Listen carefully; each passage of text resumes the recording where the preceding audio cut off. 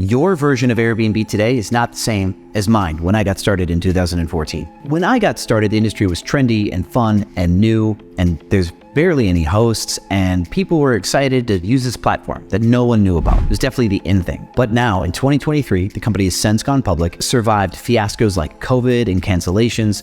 There's solid use cases for people using it, like travel nurses. There's even offshoot things like midterm stays now. There's definitely plenty of competitors and even boutique websites. Also, hosts have become more professional. We have our own direct booking websites. We're less loyal to the platform Airbnb itself. So much has changed. Now, with this change in the competitive space, the level of competition is raised. There are better hosts, there are better properties, and you can't just throw a property in the market and expect to make money without knowing what you're doing. Honestly, if you don't know how to run a hospitality business, you're not going to make good money unless you're in a market that also nobody else knows how to run a hospitality business. And yes, actually, there are still some markets out there like that. But in this video, I'm going to tell you not only what makes a good host, but what makes a good competitive host compared to the rest of the landscape. These are the hosts that were able to survive COVID and come out on the back end swinging and making tons of money while other people are just honestly going out of business. My name is Sean Rocky.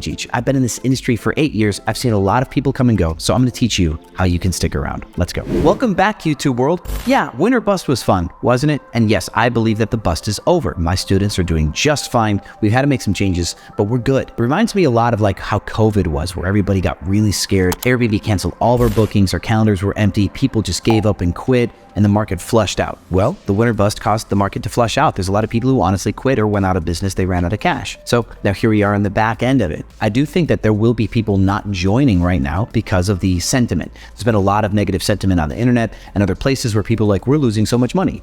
So what happens is people are leaving and people aren't coming back in. So we're gonna have a cool period, hopefully, where there's gonna be less hosts than normal. There's gonna be less unique hosts than normal, which gives you a very clear advantage. And we might make some money this summer, which could be really, really cool. If we make enough money this summer, then people will talk about it and then newbies will join again. That is our boom and bust cycle. Okay, so just be prepared for that as a host. There's gonna be good times, there's gonna be competitive times. Now, these competitive times is what I need you to be prepared for, because anybody can make money when it's easy. We've got so many kids online pushing Lambos and whatever right now because they made some money when it was easy. We're gonna see some of that leaving, but I want you to be able to compete with the best hosts. I don't want you to be like the rest. There are 5 attributes that I want to give you in this video that will make you a competitive host, an all-weather champion host for years to come. Hopefully you'll never have a problem with these 5. Now, the first one is that the best hosts are hands-on. And what I mean by that is they are actively within their businesses. They're able to see things, they're touching things, they're communicating with guests, they're changing their prices, they're working with their housekeeping team, they're doing their own restocks. Being hands-on and having a system in which that information can communicate from the bottom to the top is so important for being able to respond to things. See, if you're changing your prices every single day and you start to see that things aren't working or that your calendars are more empty than normal, you can make an adjustment fast. A lot of the hosts that got killed in the winter bust didn't see it coming until it was too late. But people who are actively managing their own prices manually, not just using something like Wheelhouse or Price Labs, were able to see it coming a little bit faster. Working with your housekeeping team closely lets you see if there's a morale problem, if these housekeepers are overworked or if they're disengaged, or if things aren't getting repaired or reported to be repaired. This adage of continue to inspect what you expect really rings true when you're working with your housekeeping teams. If you're doing guest communication and guests are having a hard time checking in, and you start to notice a pattern that 1 or 2 of your properties have consistent issues with clarity on check-in or with a lockbox that you have, you can fix these things. But if you're not hands-on, you're gonna be removed from the problem. And the only time that information gets up to you is when it's too late, when it's become too big of a problem for your team to handle it. So maintaining an information integrity from the bottom to the top is important. And while you're small, being hands-on is the best way to maintain that. 2, the best hosts are thoughtful. Now, this starts before you even launch your property. Market research can tell you what people have or don't have, and you can be introspective on what you find with your competition and decide to do things differently. But to be thorough in your delivery and to make sure all the little hospitality touches are there is going to be equally as important. See, a lot of hosts put up some furniture, take some photos, and they just go to market. But when we look at their listings, there's these big gaping holes in their design or what they offer. Their kitchens are undersupplied, or even if they are decently well supplied, they're missing such important things like a can opener. These little touches can really affect the entire experience of a guest. And an example of a thoughtful host pre-launch, when the property is ready for their first guest, they'll go and do a dress rehearsal. They'll have somebody go in and try to check in with their self-check-in instructions. They'll have somebody try to utilize the space and bump around without any information. and they're going to be looking for problems so that way the first guest doesn't run into them. But being thoughtful comes up in the communication too. See, to be thoughtful regarding your guest means that you care about your guests enough to listen when they talk. You want to know their names, you want to know why they're in town, and you want to know why they're in town so that way you can improve their experience. Not just because you care whether or not they're going to throw a party. You're being thoughtful because you're in the hospitality space. And this comes through in your communication with them. When you call them, you remember details that they told you, you remember their names, you give them advice or tips on places to go. You help them with their experience because, again, you're thoughtful. A thoughtful host will always get great reviews. And speaking of great reviews, another aspect of a great host is one that builds trust within their brand. Now, this gets to a cool part of strategy within your listing, within the way that you run your business. People will interpret things about your listing as either trustworthy or not. So for example, having a really high cleaning fee doesn't really bode for trust, does it? So a host that is intent on building trust with a guest is one that is going to choose the proper cleaning fee, or even perhaps go no cleaning fee, which is something that Airbnb is actually pushing right now because of this fiasco in the media about excessive fees. Airbnb is actually pushing $0 cleaning fee listings more than other ones. And I did a webinar on that called Target Price. I'll leave that below in the text of this video so that way you can access that if you want a new pricing strategy that takes advantage of that SEO boost you get from a $0 cleaning fee. Other elements of building trust come in your description, in your house rules, things like that. If you are honest about your listing, like in the other things to note section, you're forthcoming about your listing. If you're not overselling your space and trying to be all sizzle and have zero sense of pragmaticism within the way that you write your description, people might notice that. If your house rules are overbearing or express that you don't trust your own guests, that won't get trust and reciprocity. And even after somebody books, your messages that you send to guests will tell whether or not you trust them also. For example, we gutted our automated messages because at the point that we got so big and Philadelphia had so many parties during COVID, Haley made a message that threatened that anybody who threw a party, we would call the cops. But we left that message up long after it was ever needed. And I don't think we should have wrote it exactly that way, but we were fighting fire with fire in Philadelphia. And even when it was no longer necessary, every guest within the company, one of the very first automated messages they would get would be a threat that we would call the cops on them if they threw a party. That doesn't really build trust either. So the key to maintaining a relationship of trust with your guests is staying vulnerable.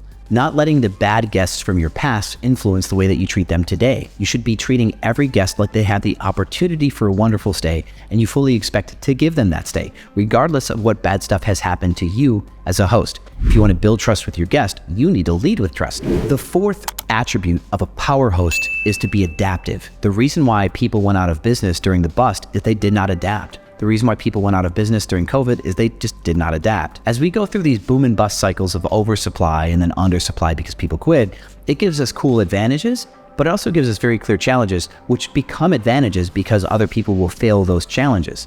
And I want you to think of it this way. Again, I'm going to say it like this. Challenges are advantages to those that survive. Challenges are what calls the flock. It's what kills off a percentage of hosts. So if people can't adapt and lower their internal cleaning fees, or run a better price model, or change their colors of the walls to something that contrasts against their competition, or provide some amenities that other people don't provide, if you cannot identify opportunities to change and take advantage and innovate, then you'll be one of the hosts that get left behind. So your ability to adapt and see that the market is missing something or the market has too much of one thing and you can make the proper changes fast, that allows you to stay in business. Identifying that there's an intersection of missing amenities, for example, pet-friendly and EV charger, like hipster amenities, for example. There might not be enough properties that are both pet-friendly and have EV chargers. You can take advantage of a gap in the market there. There's always going to be the gap of the under-serviced ADA compliant stuff, which we talked about in previous videos.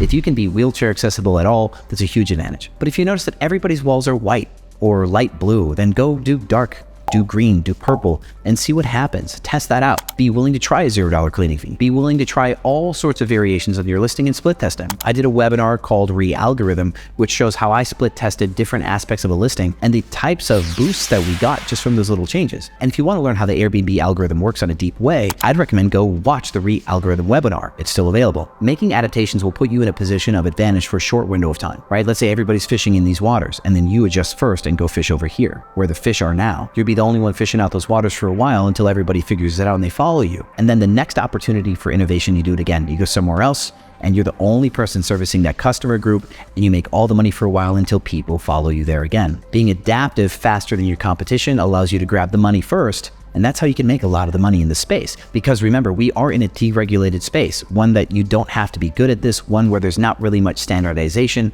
one where a lot of the value delivery is scattered and people are doing all sorts of weird stuff. So you can find a pocket of money that no one else is seeing and you can make it for a little while. just as long as you are able and willing to adapt. And finally, the fifth, let's round this all out. One of the very most important things that you could ever be when running a business is to be business-minded. And this is such a deep topic, isn't it? To be business-minded means that you're focusing on your cash flow, not running out of cash. To take your ego out of the business, so that way, if you're not happy about guests, you're not punishing guests because you don't like them. It's not about you, it's not about them, it's just business. Lowering your prices to meet the market when you need to drop your prices because of low demand, instead of having too much ego thinking your property is worth so much money because you did the design yourself or whatever. That attachment to your business is not being business-minded. You're running your business with your own ego, and that's going to cost you money. Being willing to challenge yourself and do things that might be hard for you is business-minded. Hiring people that are good at stuff that you're bad at is being business-minded. Learning to cut costs and find advantages through cost efficiency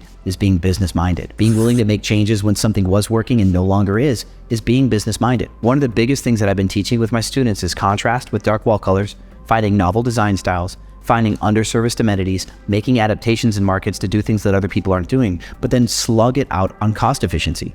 Talk landlords into giving you free rent, lowering your housekeeping costs by going in-house with your housekeepers. These are all big, important parts of being at an advantage in this business. Now, if you own a property, yes, you cannot get free rent from a landlord. You own your property, but you can still start to hire your own housekeepers by the hour and save money. And at one point, you could even build a big enough housekeeping team that you could sell your housekeepers off to other homeowners, and you can charge them a markup of what you pay your own people. And you can build a second business that way. I'm hosting a webinar on how to hire and train your own housekeepers. For those of you who don't know, I pay $14 to $17 an hour for all my staff. We've got dozens of housekeepers within the company. And where somebody pays $60 for a one bedroom, I pay about $30 or less for a one bedroom. Where somebody pays $150, $170 for a three bedroom house, I pay about $60, $50 to clean the three bedroom house. You can save that money and pocket that as profit. Imagine saving $150 per housekeeping 8 times a month. Yes, that's $1,200 a month of extra profit just because you in-housed your housekeepers. This is an advantage. It's value creation. It's integrating the different parts of your business into one structure. And the biggest and best companies in various industries understand this concept of value creation and integration. If you want to save money on housekeeping and you want to do this yourself, there is an event that I'm hosting March 21st. It's a Tuesday. It's going to be a day-long boot camp. It's called Clean Team Dream Team. Say that 5 times fast. And I will teach you all about how I hire, how I train, how I retain my staff, how we pay them, and how you can run an in-house cleaning system just like us that will lead you to saving tens of thousands of dollars per year. And I don't have to tell you the 6th attribute because it's been here the whole time. The fact that you're still here on this video shows that you are curious and open-minded to change. You are willing to make these changes. You are willing to hear somebody else out and hear their opinions on the space and get their education. And I applaud you for being on these videos because maybe 1 or 2% of all hosts in the space actually continue to educate themselves after they become hosts. So I am telling you right now, if you continue to watch these videos, you're already top 1% because no one else is doing the work, and you should be proud of that. Thank you so much for watching this video, and as always, guys, I will see you on the other side.